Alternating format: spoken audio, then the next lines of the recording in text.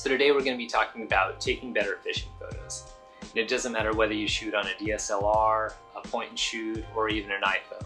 There's going to be something for everybody.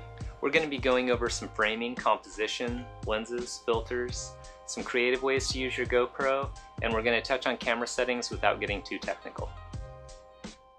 So the first choice we have to make is, are we eating this fish? If the answer is no, then releasing the fish unharmed is our top priority. And there's still a way that we can do this and get good photos at the same time. All we have to do is keep the fish in the net and the net in the water until we're actually ready to take the picture. So once everybody's got their cameras out, their framing, their settings all dialed in, now we're going to pull the fish out of the net. But I'm going to keep them really close to the water because we don't want to risk a drop. We don't want to drop them on rocks or on the bank and potentially hurt the fish. And the best way to do this is to actually be in the water with the fish if we can.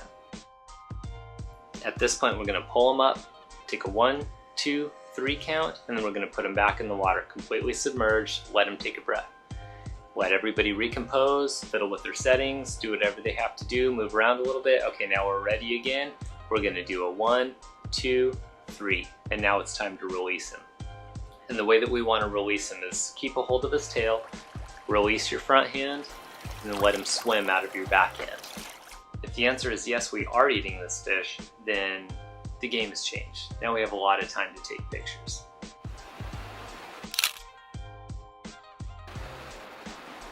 And what I like to do is I like to bleed my fish out in the current.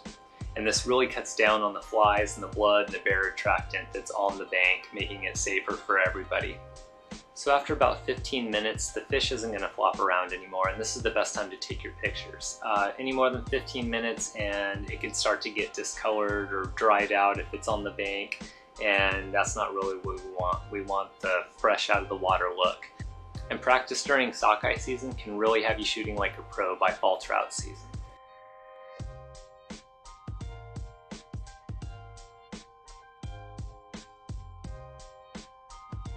Make sure that your memory cards are cleaned out and your batteries are charged. Because the only thing worse than having your buddy looking up at you with a 50-pound king in his hands and you're stuck fiddling with the camera that won't turn on is being in his shoes.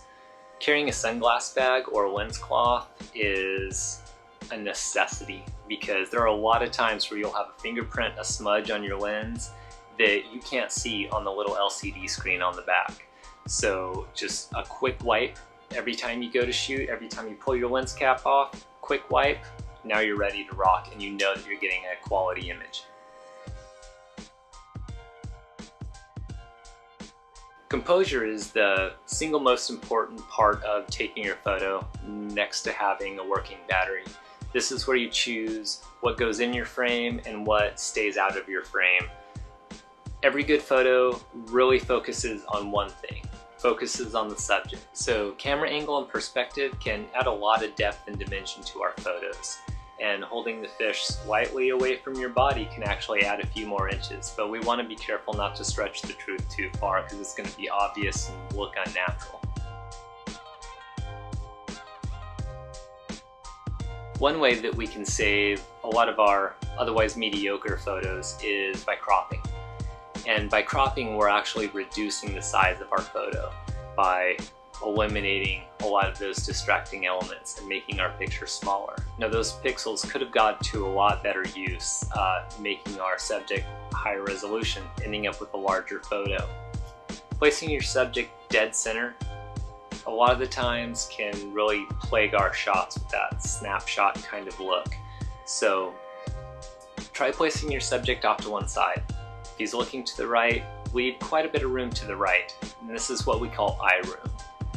One way that we can remember to always leave eye room is by using the rule of thirds, and most cameras have a function that we can turn on that will show us a grid on our LCD screen.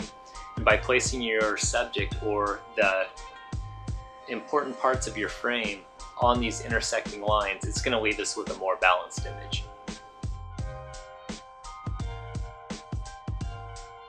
We don't always have control over where in the river we hook up. If we're on a float trip, it could be right in front of a guy's house that has a bunch of junk cars in his lawn. Or We just don't want to showcase the other 20 boats pounding the same mile of river. So depth of field can really save our shot here.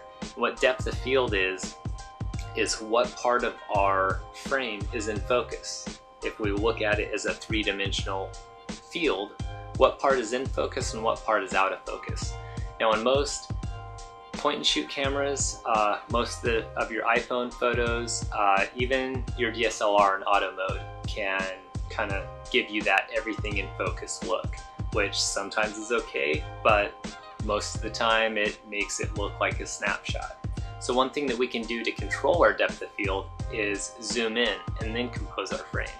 So if we're close to our subject and we're zoomed in, that's going to lessen our depth of field. So our background is going to get nice and soft and blurry or nice and creamy, and it's going to make our subject tack sharp. And that's what we really want, is to direct our eye to our subject. Having the sun directly behind or in front of our subject usually falls under the don't category. But placing your subject in front of a nice sunset and then shooting with a fast shutter speed can really give us some beautiful silhouettes.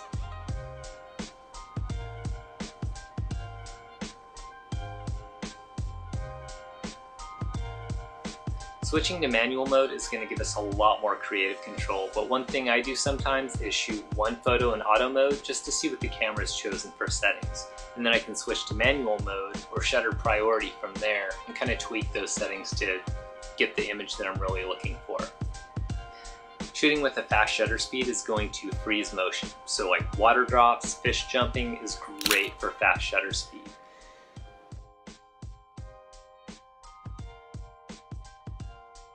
Now changing your aperture or your f number to a really low number like f2 is going to let a lot of light in. So when we let a lot of light in, we're going to have to shoot with a faster shutter speed to compensate, or our image is going to be blown out and way too bright. When we change our f-stop to, let's say, f16 or f22, that's going to let a lot less light in. So we're going to have to shoot with a longer shutter speed. At f16 or f22, everything is going to be in focus. So while this can kind of play an action shot with kind of a snapshot look, that really shines when you're taking landscapes. Your aperture also controls your depth of field. So if I'm shooting at f2, then I'm going to have a very shallow depth of field, but I'm also going to be letting a lot of light in. So I'm going to have to shoot with a fast shutter speed to compensate. So lots of light, fast shutter speed. Very little light coming in at f16 or f22 is going to keep everything in focus, but I'm also going to need a slower shutter speed so my image isn't so dark. One good tip is use your GoPro for stills. That wide fisheye lens just begs for extreme angles, and that's a really good way to hide your background if you have a less than desirable background.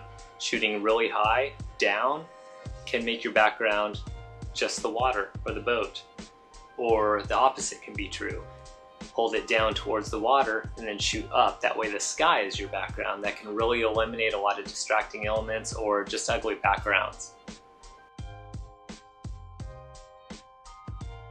If you shoot a lot of video, one good trick to have up your sleeve is to pull still frames from your video. Most editing software is going to let you save one frame as a picture. And the nice thing about that is in 1 second, you can have up to 60 pictures to choose from. And if you're using a GoPro, this is a great way to get those underwater photos.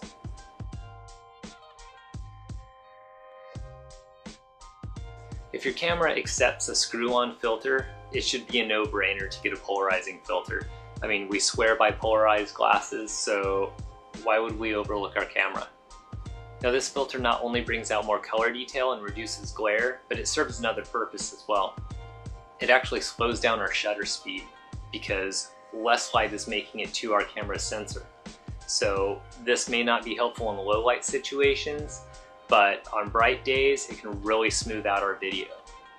A huge bonus to using a filter of any kind is just the protection for your lens. It's going to take all the dust, all the scratches, all the beading instead of your original.